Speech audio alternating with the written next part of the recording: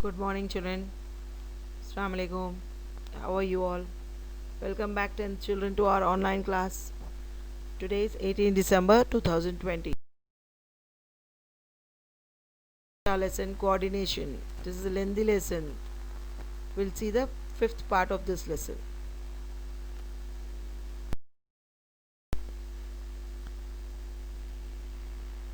Today we'll see the Wendt experiment.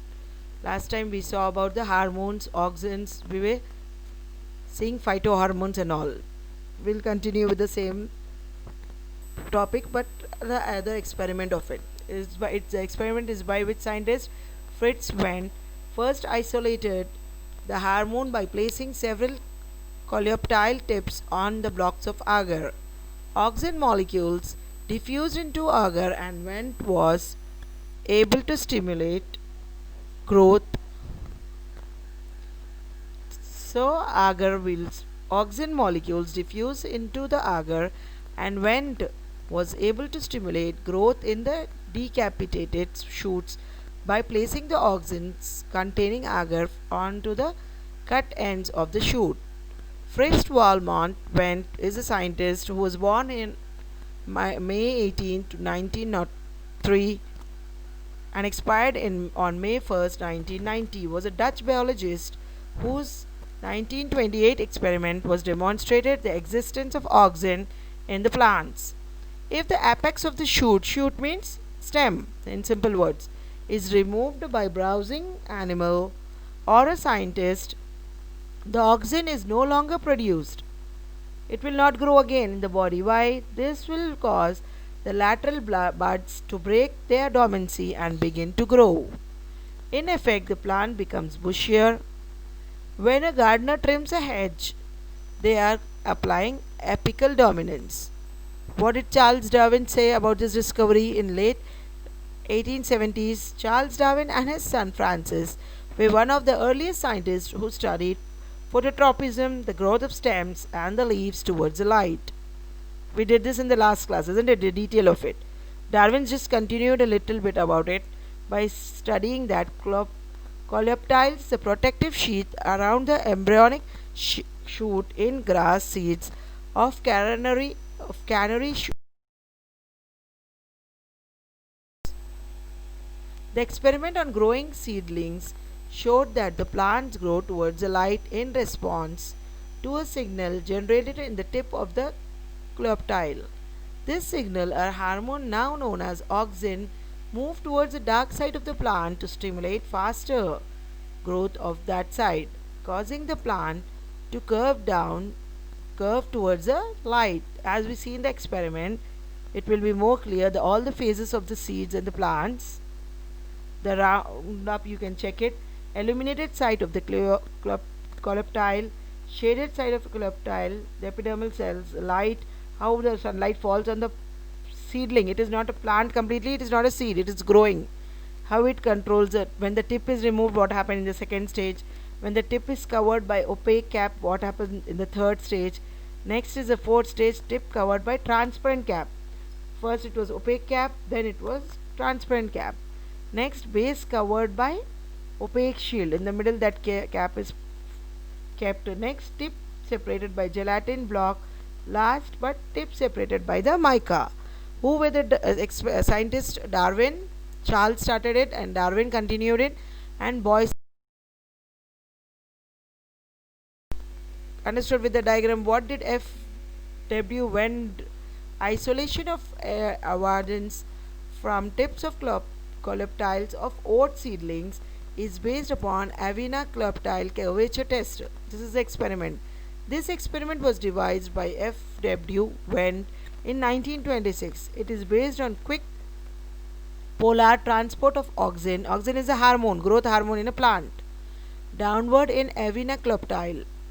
The result will be differential growth and formation of the curvature. He observed that the coleoptiles grow and curved towards the light. They move towards the light, they fall down. They become curved in shape. He concluded that the tips of coleoptile don't have to be in their normal position to affect the growth. It's not necessary that they should be in normal position. They can grow right, left, covered, inverted, isn't it? and the chemical that controlled the phototropism moved through agar. Therefore, it is water soluble. It was a water soluble chemical seedling development. Grass seedling have an important structure called cleoptile, which protects and pushes the plumule from the soil. Pushes the plumule, the box shape which we just saw in the diagram, through the soil. It comes down and up of the soil. Once a cleoptile has emerged from the seed, mesocotyle elongation commences, pushing the base of the cleoptile towards upwards. It moves towards the soil surface.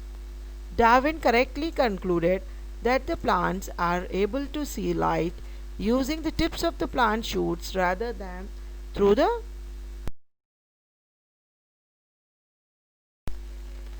What happens in seed development in flowering plants? They proceed in three discrete, although continuous stages. What are the three stages in flowering plants of seed development? Early, mid, and late embryogenesis. In early embryogenesis, there is extensive cell division activity also, and the body plans of embryo is laid down.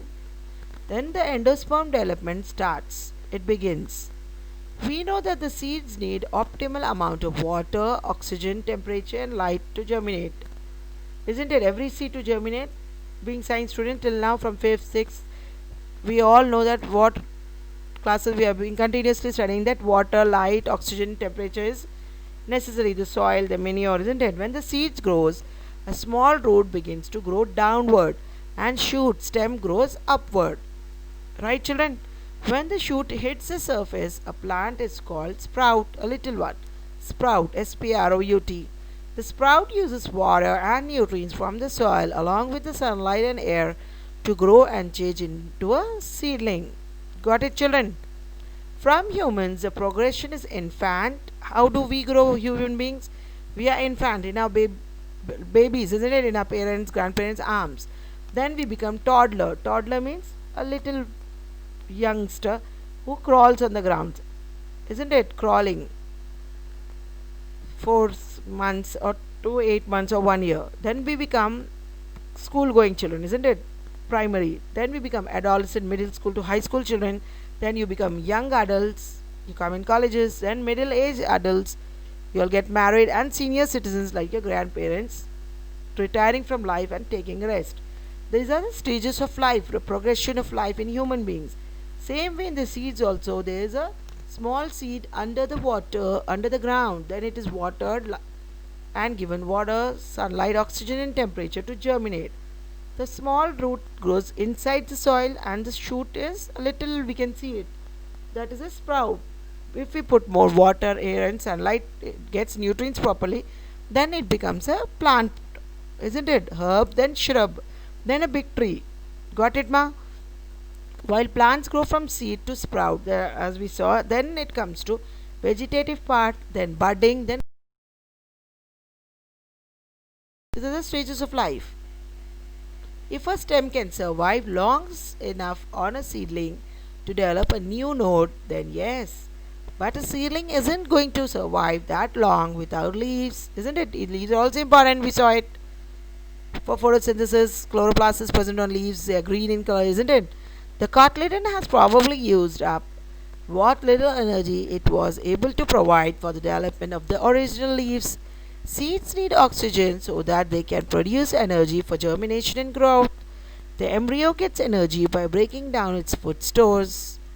Like all organisms, this is done through a process known as aerobic respiration, series of reactions where energy is released from glucose using oxygen. Accumulate seedlings to direct sunlight. It is best to do this over 3-day period by placing them in direct sunlight during the morning only of the first day, then increasing their time outside by few hours each day until they are vigorous enough to be. Is clear? You want the seedling to be kept moist, isn't it? But not wet, and never allowed to dry out completely. It should not be dry, it should not be wet, it should be moist. The temperature we have to maintain of the seedling to grow properly. This moist often translates to watering the soil. for your seedling at least once per day, at least one time, if not more often. A spray bottle is a good way to water your seedlings and keep the soil moist without letting it get too dry. Keep them from drying out. Over many years of growing my own plants, one thing that really helped me out was using a turkey baster to water the young seedlings. Once the seeds are sprouted, remove the cover when the seedlings are young. You may want to recover them for few hours a day, isn't it? To seedling takes 2 to 3 weeks, children. Vegetative takes 3 to 16 weeks, and flowering takes 8 to 11 weeks. Okay, see the experiment went on plant tissue culture with the diagram. It is explained with labeling and all. The lesson for today with our homeworks. The first homework is what is the importance of auxin. Second, what are the steps in seed germination. Submit me your homeworks by 5 in the evening. Okay, see you. Thank you. See you in next class. Assalamu alaikum. Bye.